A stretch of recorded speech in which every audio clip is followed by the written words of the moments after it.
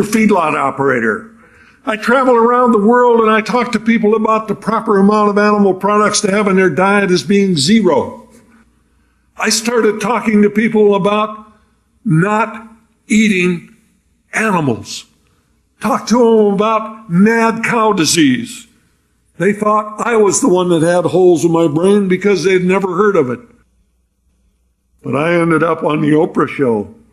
I told a few million people that we were grinding up cows and feeding them back to cows, that we were scraping up roadkill, deer, elk, possum, raccoons, and we were feeding those back to cows.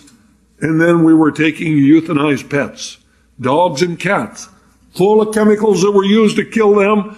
The city of Los Angeles alone, 200 tons of dogs and cats a month are being ground up and put back into the feed for our pets or our food animals. Oprah, her eyes were as big as saucers. She turned around and looked at the guy from the National Cattlemen's Beef Association and said, "Dr. Weber, are we feeding cows to cows?" I will never forget what he had to say. There's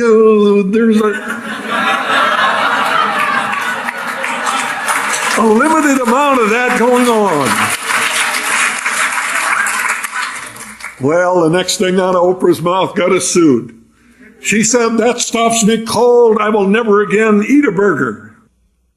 They ended up suing us for 6 years. Hundreds of thousands of dollars defending our right to tell the American people the truth. I want you to realize sitting here today that if we don't deal with the truth, if we don't realize the fact that the majority of Americans today are dying from pain inflicted by their fork, we're digging more graves with our fork than any other tool that's out there. When the boat people came to the United States, a little under 300 years ago, we had the deepest, richest topsoil on the face of the earth. In 300 years, we have lost 75% of all of the topsoil that was here.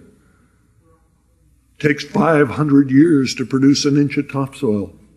We haven't been here long enough to produce an inch of topsoil, and we've lost 3/4 of what was here. If we are going to survive as a Homo sapiens species, we need to understand the fact that 80% of all of the grain that is produced in the United States of America today is stuffed down the throat of an animal. It takes 16 pounds of grain to produce 1 pound of meat. 16 pounds of grain, you can feed 32 hungry people. Which is the best use of our resources? We need to understand that the future is to feed healthy people, not animals to kill them. I spent 45 years of my life in animal production. I will tell you that what we're doing today is absolutely, totally non-sustainable.